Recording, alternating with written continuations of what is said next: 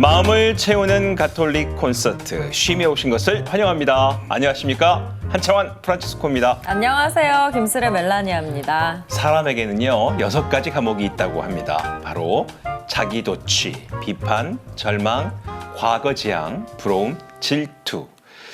자, 스레 씨는 이 중에서 어떤 과목에 자주 들락날락하세요? 어떨 것 같아요? 네, 자기조치에 또 네. 많이 빠지니까요. 거울 보면서 오늘 괜찮은데? 뭐 이렇게. 그런, 교수님은요? 네, 저는 질투라는 과목에 자꾸 빠집니다. 저를 질투하시는 건가요? 그런가? 네. 자, 그러고 보면 우리는 언뜻 자유롭게 살고 있는 것 같지만요. 각자 쉽게 벗어날 수 없는 마음의 감옥에 갇혀 있는지도 모르겠다. 그런 생각이 듭니다. 그렇습니다. 우리가 하느님을 믿고 따르려고 하는 이유가 바로 그런 감옥에서 탈출하기 위함이 아닐까 싶기도 한데요. 자, 감옥에서 탈출하기 위한 열쇠. 이 시간 함께 하시면 손에 쥘 수 있겠죠? 맞습니다. 오늘도 저희를 탈출시켜주기 위해서 하느님 사랑의 열쇠를 들고 온 분이 계십니다. 화면으로 먼저 만나보겠습니다. 건축학을 전공하다 뒤늦게 하느님의 부르심을 따르기로 한 송차선 세례자 요한 신부. 1989년 가톨릭대학교 신학대학에 편입해 신학사와 신학 석사 학위를 받고 1995년 7월 사제로 서품되었다. 사제의 양성을 위해 필요한 것을 공부하라는 강우일 주교님의 명으로 1998년 9월 해외 유학이 발령되어 1999년 1월부터 캐나다 토론토 대학교 리지스 칼리지에서 현대 영성을 공부하고 석사 학위를 받았으며 그 이후에도 끊임없이 학문의 길을 닦아온 송차선 세례자 요한 신부. 2002년 10월부터 가톨릭대학교 신학대학 영성지도 신부로 공직 후 2010년 2월 가회동 본당 신부로 부임해 그 유명한 한옥성당을 지었다. 하느님을 향한 불타는 사랑으로 더불어 사는 숲 캐나다 등 여러 권의 책을 쓰며 그분의 말씀을 전하고 있는 송차선 세례자 요한 신부를 만난다. 안녕하세요. 어서 오세요, 신부님. 안녕하세요. 감사합니다. 네, 앞서 화면을 반갑습니다. 보니까 공부를 정말 많이 하셨어요. 지금도 공부하고 계신다고요? 학부하고 대학원 다 합쳐서 올해가 한 20년 이상 공부한 것 같아요.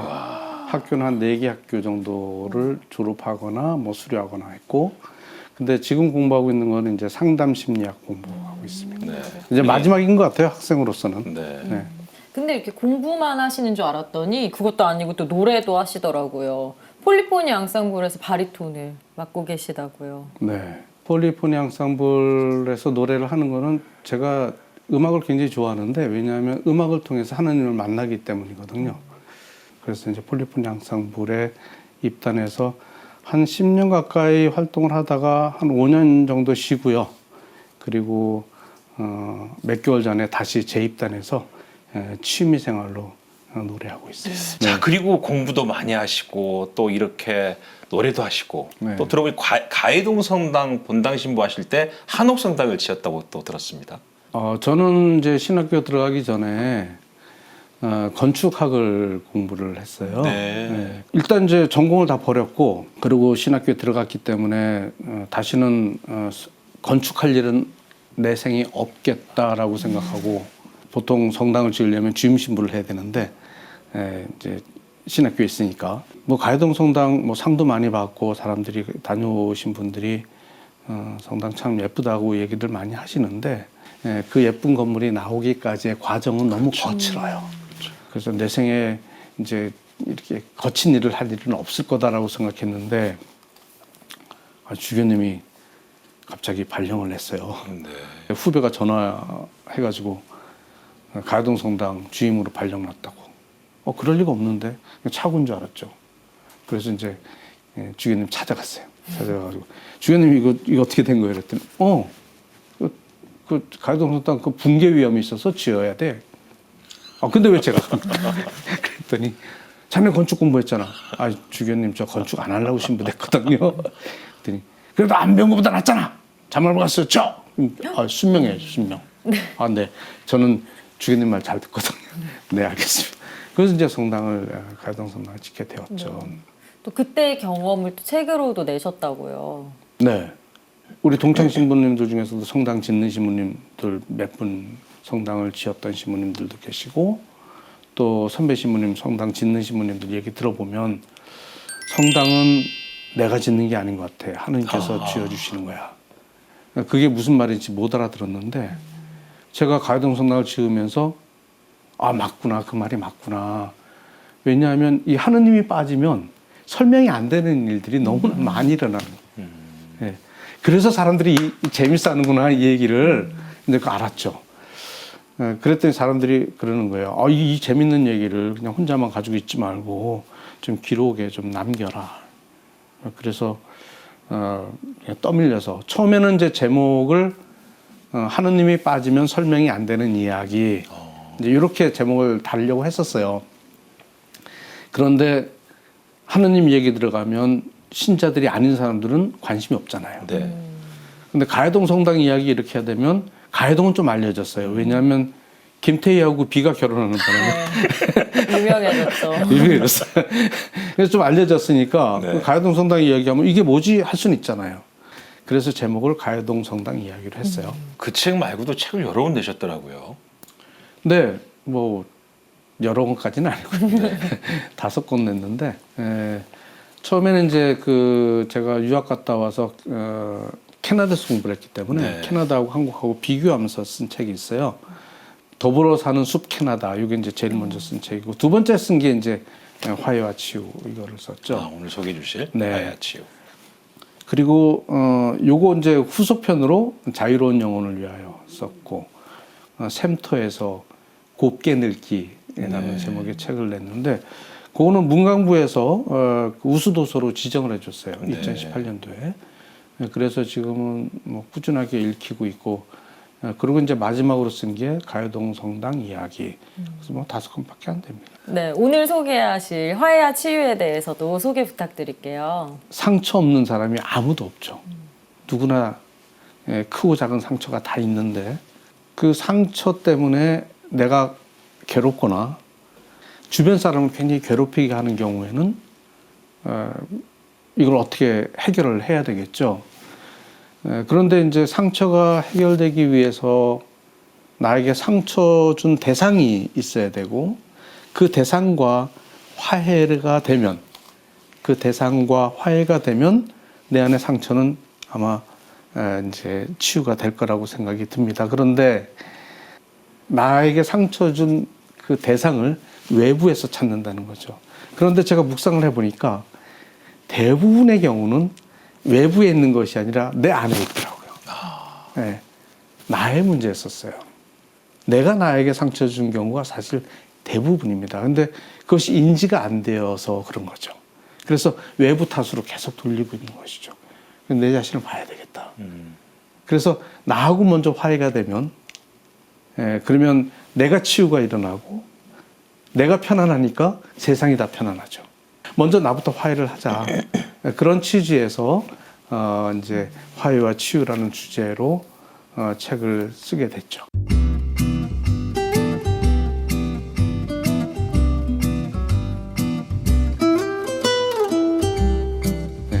네, 이 표지를 보면은 두 팔을 벌리고 이렇게 누워있는 네. 그림이에요. 보면서 네. 화해와 치유가 이루어지면 이렇게 평온할 수 있겠구나 싶기도 한데요. 네. 제목을 이렇게 화해와 치유라고 네. 지으신 이유가 또 궁금합니다. 네. 근데 이 그림이 또 사연이 있어요. 이 그림은 송경 선생님이 그린 그림인데 송경 선생님이 사실 많이 알려지진 않았는데 네. 김수환 추기영님께서 송경 선생님 그림을 굉장히 좋아하셨어요. 네. 홍익대학교에서 회화학과 1회 졸업생으로 네. 알고 있어요. 1936년생이시니까 그런데 그분께서 작년에 선종하셨어요. 네. 네. 근데 이제 이분 그림 이거 너무 마음에 드는 거예요. 이 그림이. 그래서 이 그림에 대해서 좀 얘기 좀 해달라고 그랬더니 이분이 삼청동에 사셨거든요. 그런데 어렸을 때 삼청동에 삼청공원에 많이 놀러 갔대요. 놀러 갔는데 그날 눈이 펑펑 오는데 너무 좋아가지고 삼청공원에 펄럭 누웠대요. 눈 위에. 눈 위에. 눈 위에요. 눈 위에 누워 있는데 당신이래요. 눈 위에. 네. 정말 편안하고 자유로운 영혼처럼 보여요. 그래서 제가 송경 선생님한테 제가 이거를 써도 되겠습니까? 그랬더니 같은 송씨니까 써도 좋다고 허락을 받고 표지를 썼어요. 제목 아래 이런 부제가 책에 달려 있죠. 송차선 신부와 함께하는 1박 2일 대침묵 피정. 네. 이 책을 읽으면 바로 그런 피정의 효과를 우리가 같이 느낄 수 있을까요? 실제로 저에게 상담을 요청하러 오시는 분들 중에서 상담을 지속적으로 한 분도 있지만 그냥 이 책 한 권 가지고 해결이 될 것 같다라고 생각이 들면 제가 책을 권해주는 적도 있어요. 어떤 수녀님이 쭉 들어보니까 수녀님이 공동체 안에서 많은 상처를 받으신 것 같아요. 근데 이제 신앙 안에서 이게 좀 정리가 되면 되는데 정리가 좀 힘들었던 것 같아요. 그런데 이제 수녀님에게 이 책을 권하면서 수녀님 제가 일단 이거 한번 해보시고 읽어보시고 해결이 되면 안 오셔도 되고 해결이 안 되면 오세요.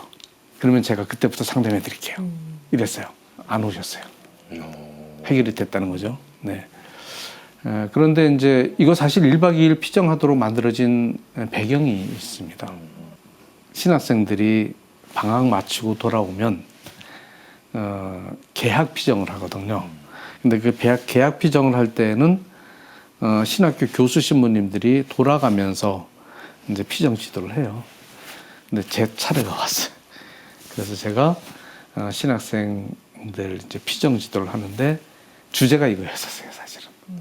네. 살레시오 수도에 아마 책에도 이름이 나올 텐데 김영래 본인나 수녀님이신데 그 수녀님이 말씀하시기를 수녀원에 신학생들이 여러 명이 이렇게 찾아왔다고 그래요. 신학교에서 피정을 했는데 제가 한 피정이 너무 좋았다. 그러면서 피정 얘기를 막 하더라는 거예요. 그런데 신학생 입에서 좋다고 얘기를 하니까 수녀님이 아무 생각 없이 그냥 저한테 바로 연락을 했어요. 연락처를 따가지고. 그러더니 당신이 그 살레시오 수녀원에서 예방교육이라는 프로그램을 하는데 예방교육 프로그램에 참석한 그 수강생들 예방 프로그램 수강생들이 수강이 끝날 때마다 피정을 시킨답니다. 네. 그런데 그 피정을 제가 좀 해줬으면 좋겠다.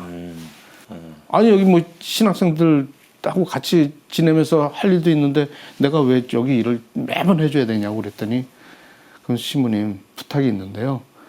신부님이 피정을 안 해주셔도 좋으니까 신부님이 없어도 책 한 권만 딱 들면 피정할 수 있도록 만들어 달라는 거예요. 한 권만 딱 들면 이제 피정을 할 수 있게 하자. 네, 그래서 이거 한 권만 가지고 또 피정할 시간이 부족하면 그러면 그냥 조용히 혼자 읽어봐도 아마 공감이 되는 부분들이 있을 거고 그렇다면 또 이 책을 읽음으로 인해서 내 안에도 조금 변화가 일어나지 않겠는가. 자, 그러면 책 속의 세상으로 들어가기에 앞서서 심심책방으로 베드로 신부님 만나러 다녀오겠습니다.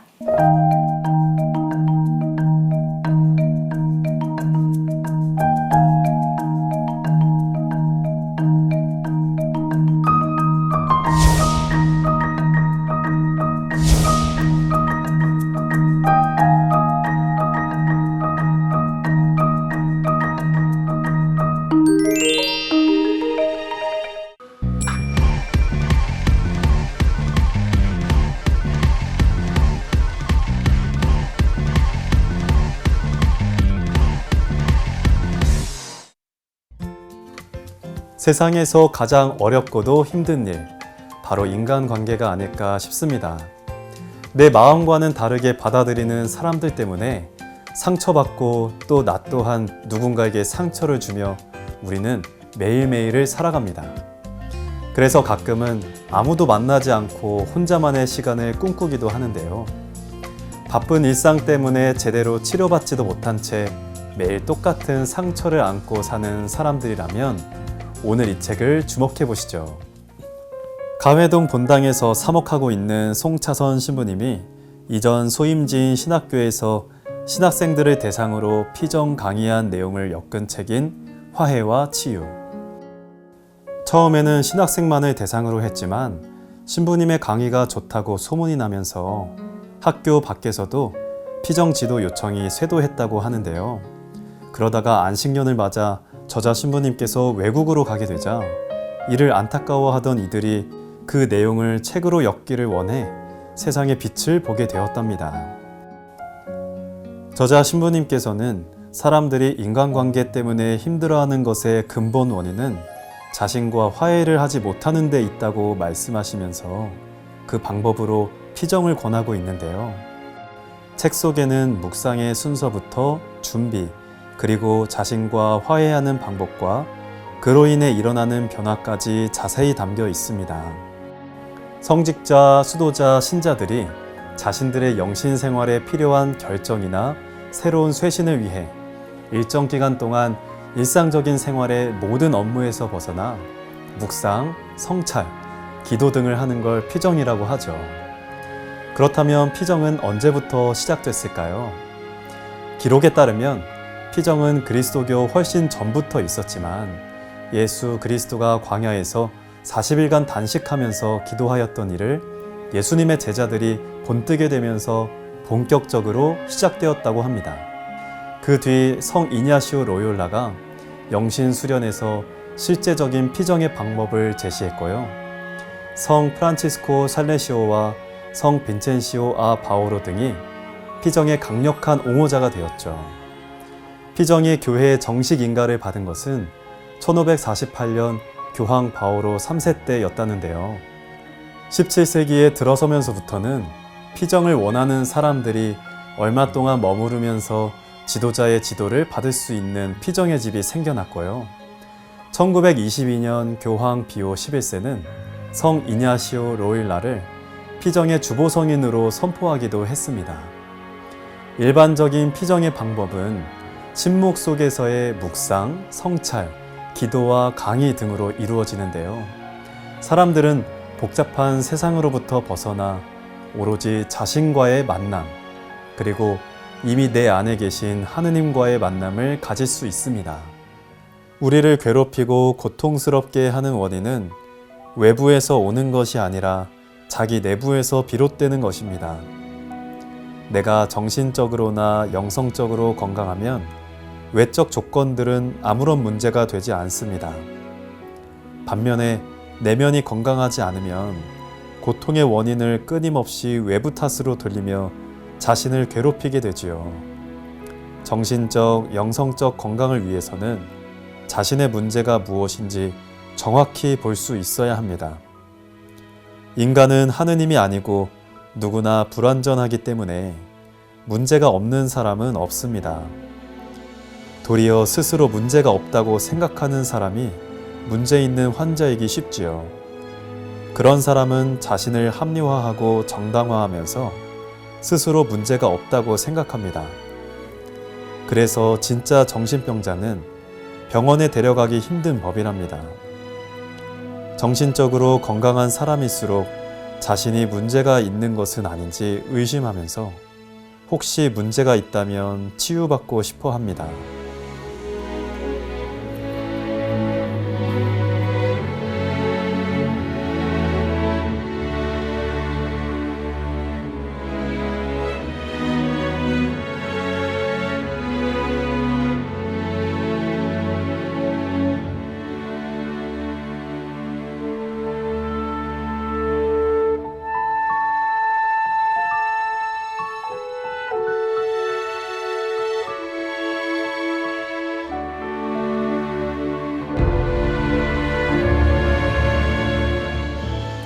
세상이 아무리 평화로워도 내 마음이 평화롭지 못한다면 내가 보는 세상은 전쟁터일 것입니다.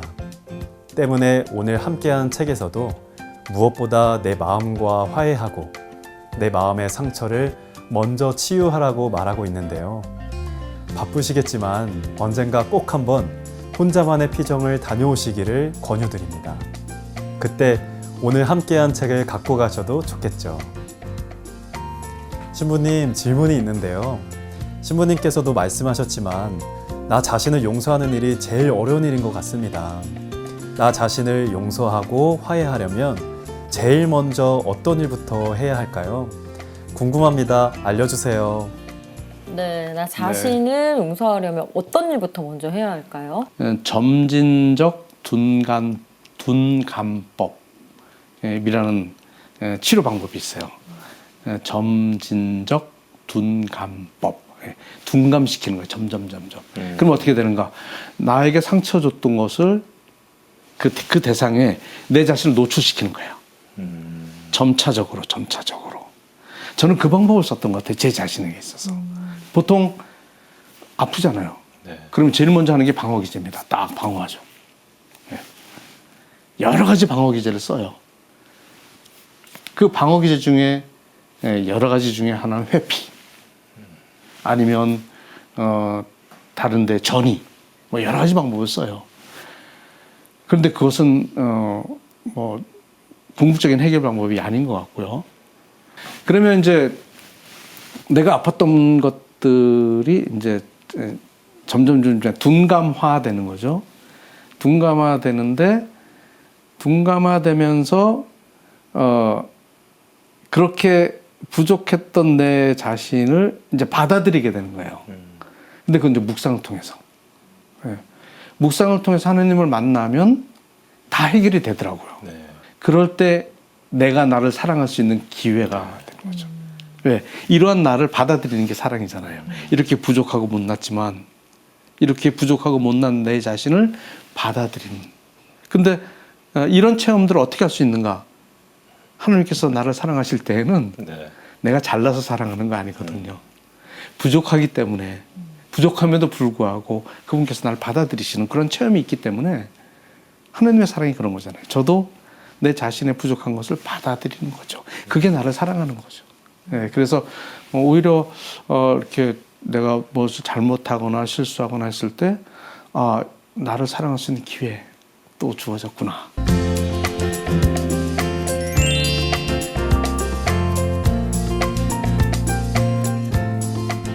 그럼 책 속으로 한 걸음 더 들어가 보도록 하겠습니다. 책에는 혼자서도 피정할 수 있도록 시간표도 되게 잘 짜여 있고요. 피정 시 알아야 될 내용들도 꼼꼼하게 이렇게 소개되어 있어요. 그중에서 또 한 가지 궁금한 점이 생겼어요. 왜 피정이 끝난 후에는 꼭 고해성사를 봐야 하는 건가요? 이제 피정 그러면 피세정념 준말이라는 거 다 아시죠? 근데 이제 세상을 떠나서 고요히 하느님 안에 머물러 있어요. 근데 하느님과 함께 지내면 나의 부족한 것들이 막 드러나잖아요. 막 드러나면 이게 드러나지 않았을 때 그냥 덮어버리면 되는데 드러나면 치울 수가 있잖아요. 네. 덮어버리면 치울 수가 없어요. 더러운지도 모르고 뭐가 문제인지 모르니까 덮어두고 있으니까 내가 더 망가질 수 있어요. 그런데 피정을 통해서 뚜껑을 열죠. 안을 들여다보는 거예요. 내 안을. 내 마음의 어두운 부분, 또 나의 죄스러움, 나의 잘못 이런 것들이 피정을 통해서 드러나겠죠. 드러나는데 이걸 치워야죠. 치우는 가장 좋은 방법은 고해성사 보는 거죠. 네. 자기를 적나라하게 볼 수 있거든요. 네. 피정을 통해서. 책에서 또 이 묵상 기도에 대한 내용을 첫 번째 강의 내용으로 네. 설정하셨습니다. 참 기도도 어려운데 묵상 기도는 더 어려운 것 같은데요. 묵상 기도를 어떻게 이해해야 될까요?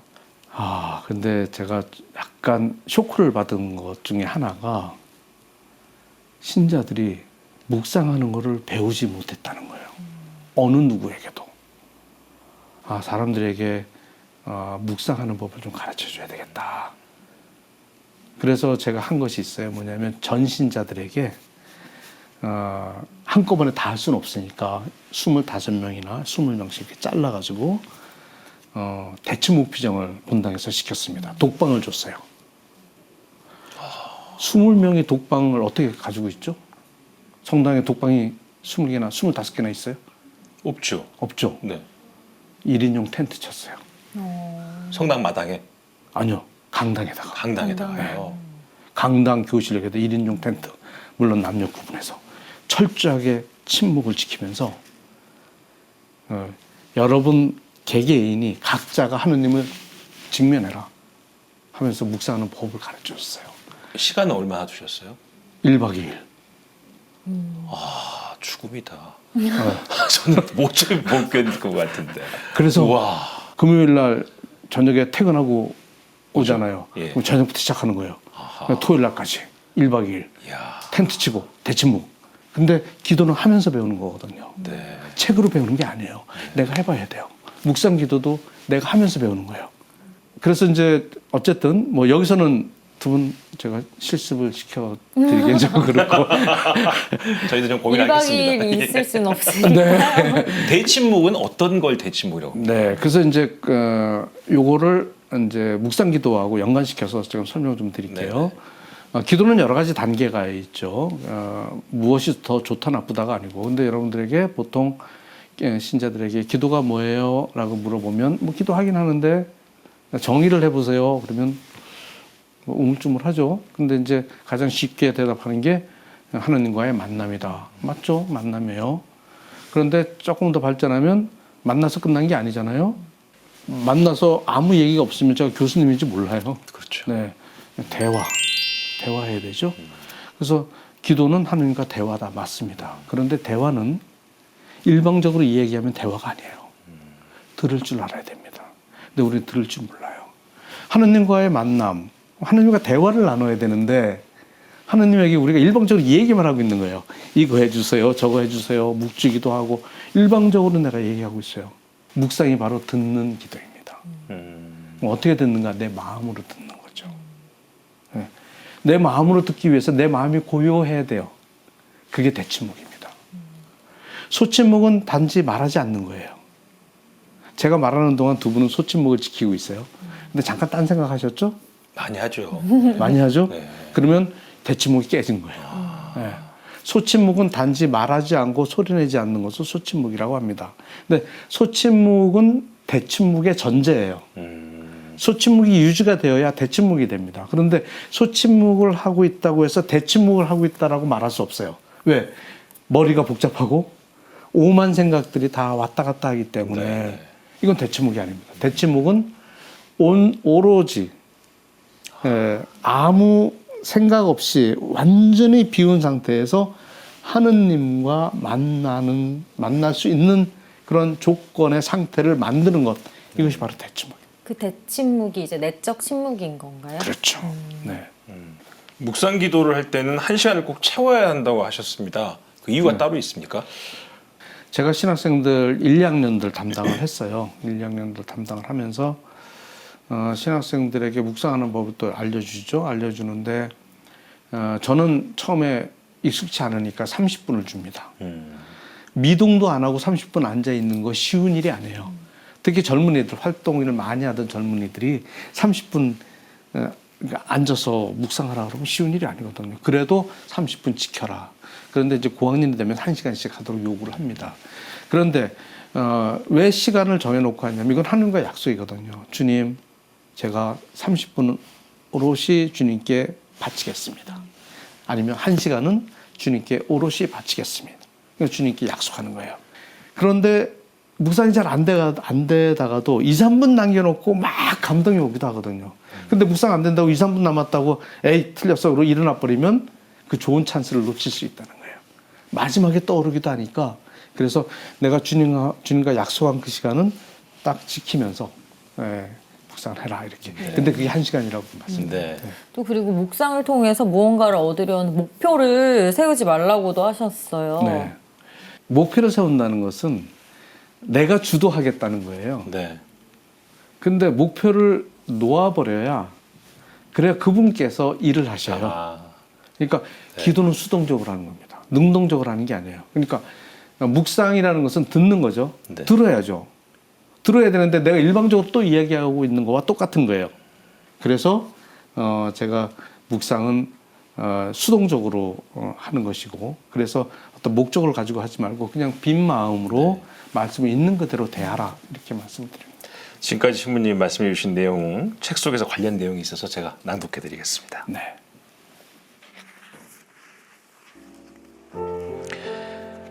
묵상이 잘 되면 1시간이 무척 짧게 느껴질 겁니다. 수업 시간에 선생님의 강의가 재밌으면 시간 가는 줄 모르지만 재미없으면 5분이 1시간처럼 길고 지루하게 느껴지는 것과 같습니다. 묵상이 잘 될 때는 1시간이 후딱 지나가 시간이 부족하다고 느낄 수도 있지만 그렇더라도 거기서 중단해야 합니다. 더 하고 싶은 것도 유혹입니다. 악마는 하느님의 모습으로 나타나기도 하는 법이니까요. 반대로 묵상 중에 별 느낌이 없고 아무 생각도 안 떠올라서 시간이 길게 느껴져도 1시간은 꼭 채워야 합니다. 선은 반드시 악을 이기기 때문에 마지막 몇 분을 남겨놓고 뭔가 떠오르는 경우도 있답니다. 몇 분 남겨놓고 중단하면 마지막 순간에 떠오를 수도 있는 느낌을 놓치고 맙니다. 1시간이 넘도록 떠오르는 것이 없더라도 가만히 그 구절에 머물러 계세요. 여기저기 기웃거리거나 주어진 말씀의 앞뒤를 읽는다고 묵상이 더 잘 되는 것은 아닙니다. 되는 날도 있고 안 되는 날도 있다는 사실을 받아들여야 합니다. 묵상 기도는 수동적인 기도라고 말씀드렸지요. 주시는 대로 받으면 되는 것입니다.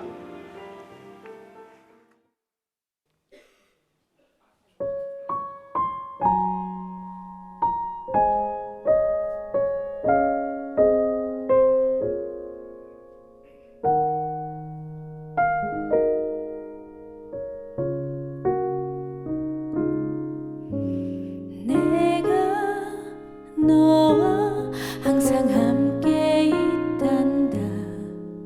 두려움에 떨지 마라 나의 아들아. 지금 무얼 생각하고 있느냐. 지친 너의 맘을 내가 안다.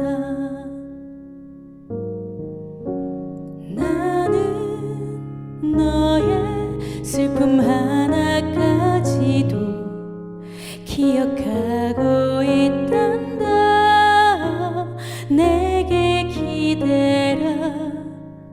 내가 너를 향하여 서 있단다. 나를 바라보라 내 아들아. 임마누엘 나와 함께 하시는 임마누엘 날 사랑하시는 임마누엘 우리와 함께 하시는 나의 주 임마누엘.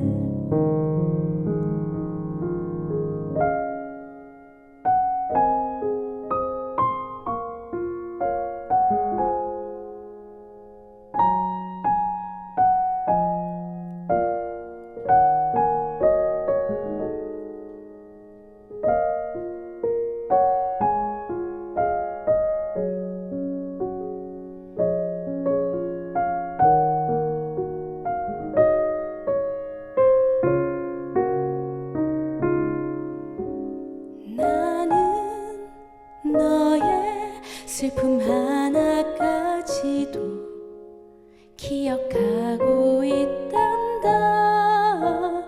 내게 기대라.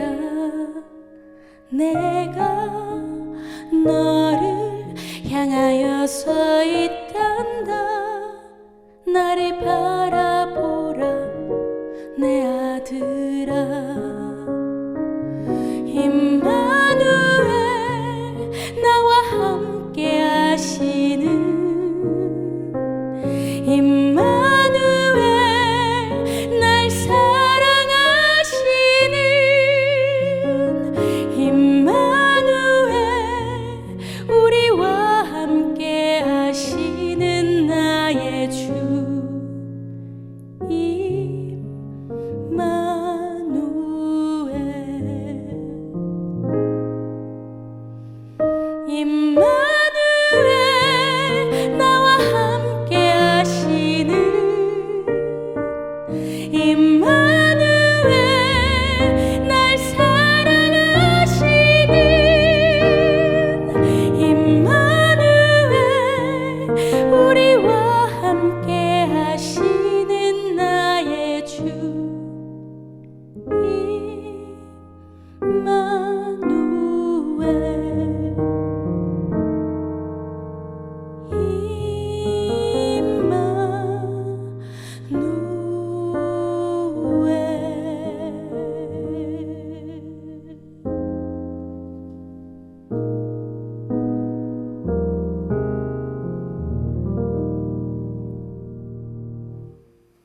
와, 너무 잘 들었습니다.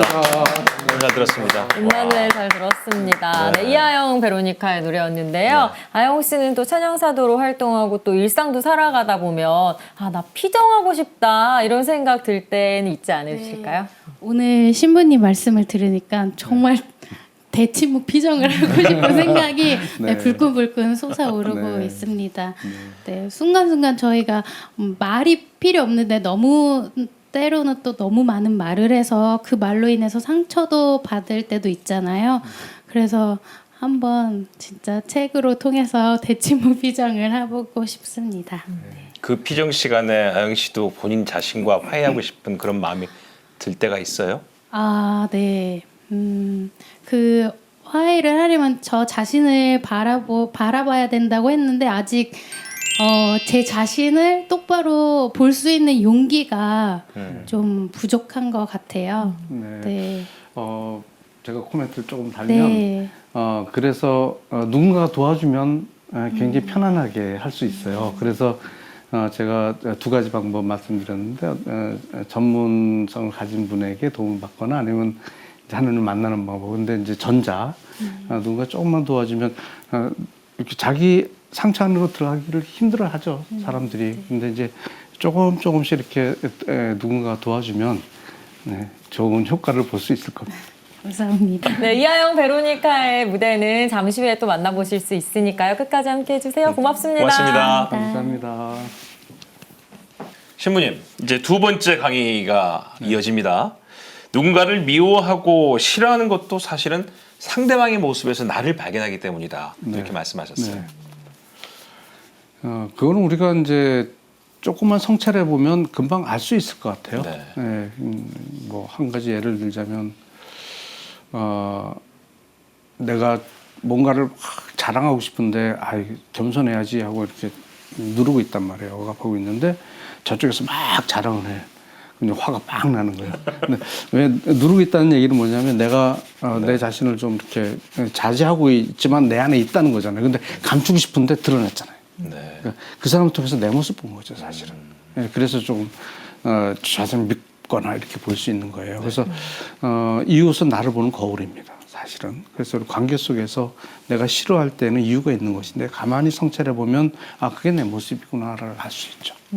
아들한테 화날 때 많거든. 아들 볼 내 때 모습이 제일 보여요. 싫어하는 게 내 모습이야. 그쵸. 네. 그렇습니다. 어쩌면 내 속의 그 열등감 때문에 나와의 관계도 또 다른 사람과의 관계도 네. 어려운 게 아닌가 싶은데요. 네. 이런 열등감은 사실 삶의 주도권을 하느님이 아닌 내가 주려고 하기 때문에 생기는 거라고요. 네. 우리는 원죄라는 것이 하느님과 같아진다는 유혹에 빠진 거죠. 그러니까 내가 모든 걸 다 주도해야 되는 거예요. 그러니까 내가 하느님이고자 하는 거죠. 근데 그렇게 될 수가 없잖아요. 예. 근데 이제 이것과 열등감하고도 연관이 되죠. 내가 못하는 것에 대한 나의 기대감은 이만큼인데 거기에 미치지 못하는 내 모습이 있기 때문에 이 편차, 이 차이가 이제 열등감을 만들어내는 것이죠. 이것이 이제 뭐 자존심이 쉽게 상하는 사람들이 다 열등감이 굉장히 있는 사람들이 자존심을 굉장히 이제 상하게 느끼고 하는 것도 이제 그런 이유에서라고 할 수 있죠. 예. 네, 여기서 문득 신부님의 상처는 뭔지 또 어떻게 화해하게 되셨는지 또 궁금해져요. 네, 제가 초등학교 들어가기 전에 꿈이 KBS 어린이 합창단 들어가는 게 꿈이었어요. 네. 근데 KBS 어린이 합창단이 그 남산의 드라마 센터에 있었거든요. 네네. 근데 거기까지 나를 데려다 줄 사람이 없어요.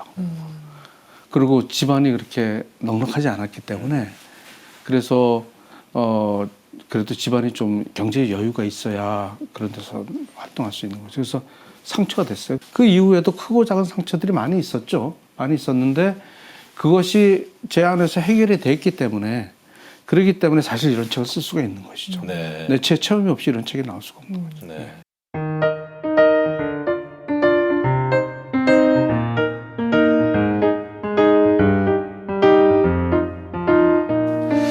자, 신부님, 저희 프로그램은요, 저자가 자기 책의 한 부분을 직접 읽어주시는 코너가 있습니다. 네. 오늘 골라오신 부분 네. 읽어주시면서 왜 고르셨는지도 말씀 좀 부탁드리겠습니다.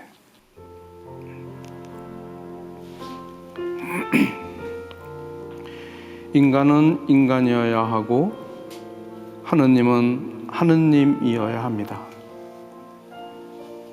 지상에 살고 있는 한 우리는 죄도 짓고 실수도 하는 부족한 존재들입니다. 부족함이 없는 완전한 사람이 있다면 그는 성인일 테지요. 그렇다면 그는 이 땅에 살 이유가 없습니다.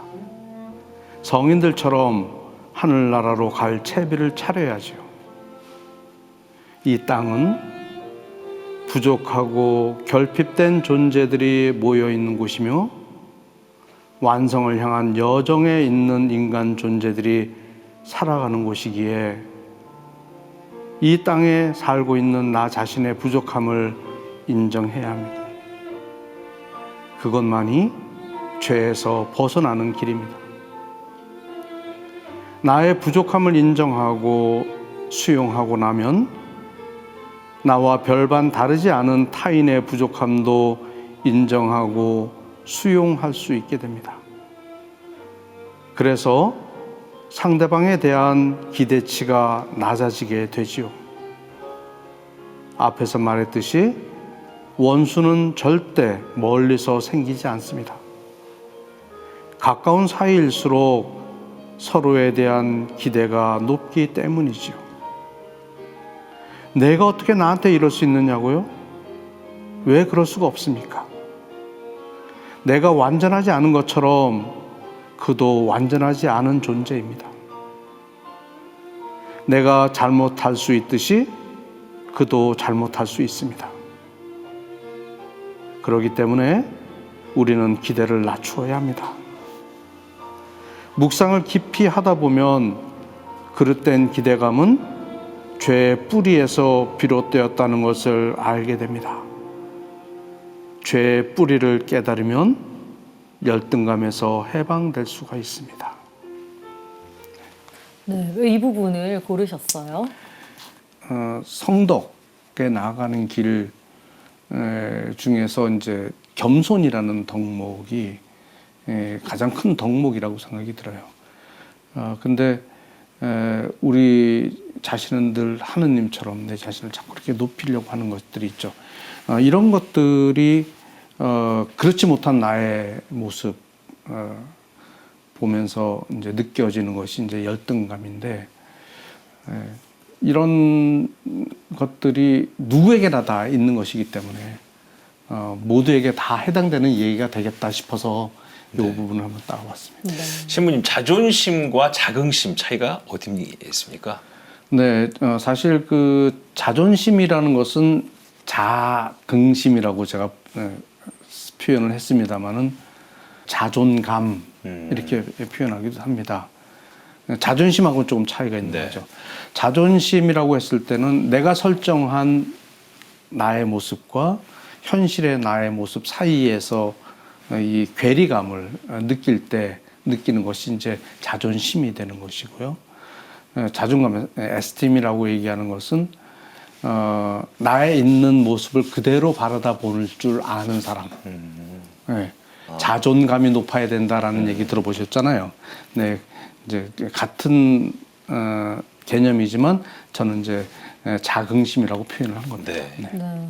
근데 열등감을 극복하고 자신과 화해를 이루기 위해서는 또 당사자의 의지와 노력으로만 이루어지는 건 아니다 하셨어요. 그럼 그 이외에 어떤 힘이 또 필요한 건가요? 내 마음도 내가 잘 못 움직이는 것을 아마 많이 체험했을 거예요. 맞습니다. 예. 예를 들자면 이거 해야 되는 거 뻔히 아는데 내 마음이 안 가죠. 근데 이거 하지 말아야 되는 거 알아요. 근데 내 마음이 자꾸 간단 말이에요. 그럼 도대체 내 마음도 내가 움직이지를 못하잖아요. 예. 그래서 내가 할 수 없는 부분들이 있다는 거죠. 그러면 어떻게 돼요? 그분께 맡기는 거죠. 예. 그래서 그분께서 움직여 주셔야 돼요. 그게 성령인 것이죠. 예. 그래서 내 마음을 비우고 이렇게 잠심에 들어가고 말하자면 대침묵 중에서 말씀을 이렇게 들으면 그러면 이제 내가 할 수 없는 부분도 말씀을 통해서 가능해지는 거죠. 이것이 성령이 하시는 거예요. 네. 자, 끝으로 지금 네. 현대를 살고 있는 우리에게 피정이 필요한 이유를 말씀해 네. 주신다면요. 우리의 삶의 여정은 크게 두 가지로 봅니다. journey out과 journey in이 있어요. 우리의 삶의 여정은 젊었을 땐 journey out입니다. 바깥을 향해 있어요. 돈도 벌어야 되죠. 사람도 만나야 되죠. 놀러 다녀야 되죠. journey out이에요. 그러다가 어느 날 갑자기 나이가 들어서 공허해지는 거죠. 그런데 이 공허함을 메꿀 수 있는 것은 피정입니다. 왜? 피정은 journey in을 시키기 때문에요. 신학생들 보면 정말 들에 풀어놓은 망아지 같은 그 젊은 청춘들을 데리고 와서 전이인을 시킨단 말이죠. 그렇죠. 네. 그러면 그 젊은 나이에 인생을 묻고 삶을 묻고 묵상을 통해서 하는 거죠. 그래서 피정이 필요한 것은 우리에게 삶의 의미를 찾고 내 존재에 대해서 생각하게 하고 나의 존재의 근거를 묻고 나의 존재의 근거이신 하느님을 만나게 하고 그래서 우리를 안정감 있게 살아갈 수 있도록 하는 것이 피정이 아닌가. 네. 신부님께서 이 책을 쓰신 이유를 모두에 말씀하실 때 여러 군데서 너무 좋은 피정이었다 프로그램이 신부님을 여러 군데서 부르시게 될 때 힘드셔서 내가 안 가더라도 네. 이 책 한 권을 읽으면 피정이다라고 만드신 게 화해와 치유라고 말씀하셨는데 네. 오늘 방송을 쭉 함께 하면서 이 신부님하고 얘기만 해도 이렇게 피정 같은 느낌이 든다라는 경험을 했습니다. 네, 직접 하셔야 됩니다. 오늘 함께 해주셔서 너무 감사드리고요. 좋은 말씀도 고맙습니다. 고맙습니다. 네, 감사합니다. 네. 네. 네, 내 안의 상처를 치유하기 위해서는 먼저 나 자신과 화해해야 한다. 오늘 신부님과 나눈 이야기 중에서 가장 오래 마음에 머무는 말인데요. 오늘 소개해드린 책과 함께 나와의 화해를 시도해보셔도 좋겠다 싶습니다. 네, 끝으로 김슬애 아나운서가 읽어드립니다. 화해와 치유 한 구절과 찬양사도 이하영 베로니카의 노래 전해드리겠습니다. 오늘도 함께해 주신 여러분들 고맙습니다.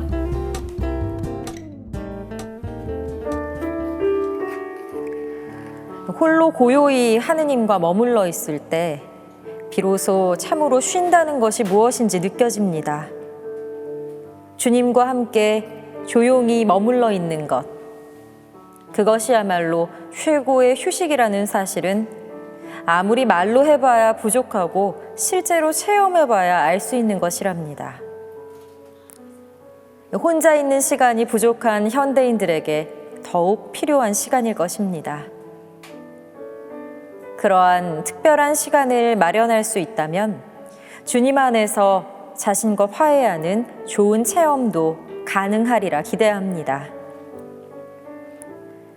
모든 화해는 자기 자신에서 시작되어야 합니다.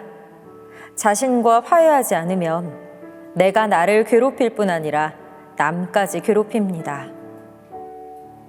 하느님께서는 우리가 행복하기를 바라십니다. 그 행복은 외부에서 주어지는 것이기보다 내 안에서 생겨나는 것입니다. 바로 사랑의 하느님을 만나는 것입니다. 그러기 위해 이 책은 묵상에 도움이 되도록 초점을 맞추었습니다. 일단 하느님의 사랑을 체험하고 나면 그 사랑을 내 안에 가두어 둘 수 없습니다. 사랑은 반드시 대상을 필요로 하기 때문입니다. 하느님으로부터 흘러나온 그 사랑이 나를 채우고 흘러넘쳐 이웃에게 자연스럽게 전해지고 나면 나머지는 하느님께서 알아서 채워주십니다. 그러한 삶으로 여러분을 초대합니다.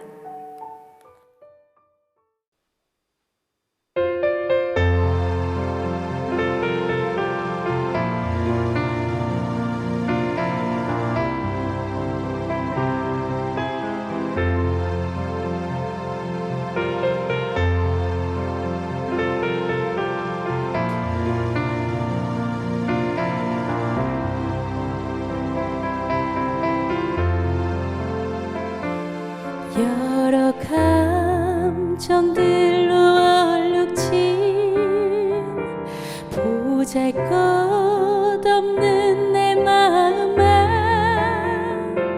은총의 비 내려주시며 내 영 새롭게 하소서. 내 마음이 상처나고 갈등이 때에 참아내고 기다리는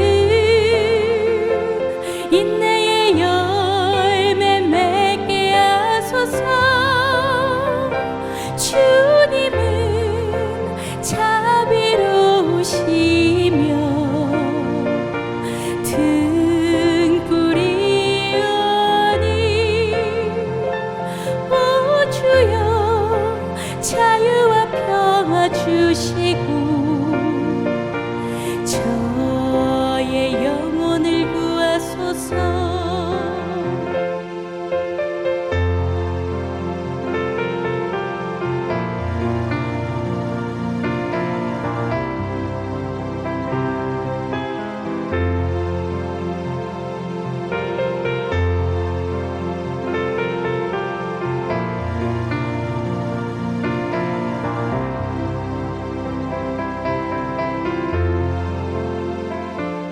몸과 마음이 아파서 눈물 골짜기 헤맬 때 거친 파도 막아주시고 치유의 빛 내려주소서. 내 몸이 고통 중에